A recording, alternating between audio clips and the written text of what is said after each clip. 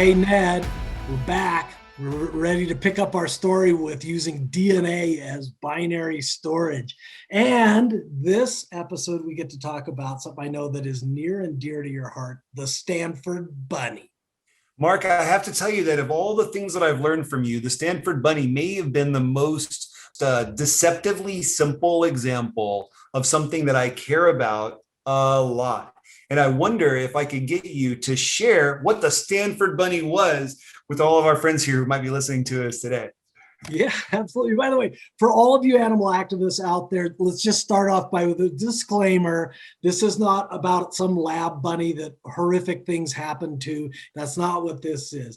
In 2019, a couple of material scientists studying at Stanford evidently had way too much time on their hands.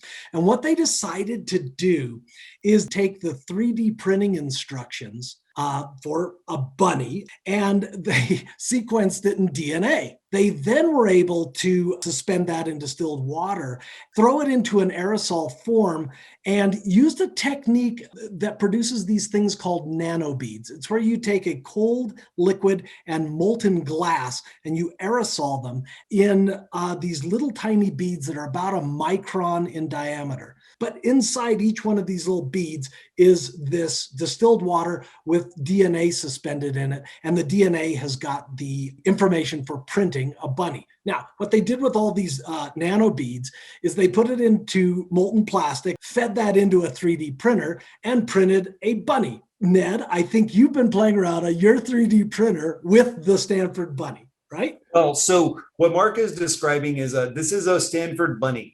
And this is not a Stanford Bunny that has been imbued with all of the DNA for its subsequent copies. But I was able to go to the internet and download the file that incorporates the design, the CAD design, and then print it on my printer this weekend while I was doing science stuff. You said that you could take the various thread from it, get the design, and then have it printed again some huge number of times. That boggled my mind.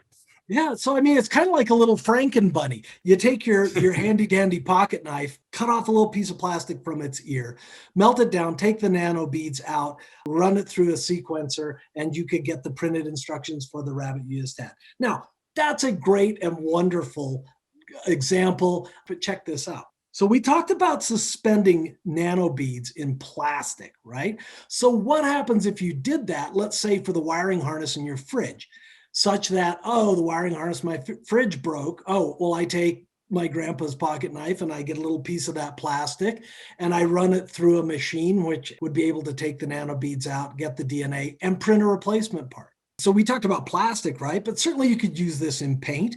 So at the scene of an accident, the detective pulls up a fleck of paint and gets the VIN number of the car that did it. I understand there's like some big brother ramifications in all of this, but nonetheless, I mean, that could be super handy. Or you're redecorating your room, you take a fleck of the old paint and it's got the recipe for Home Depot to mix you up a new gallon.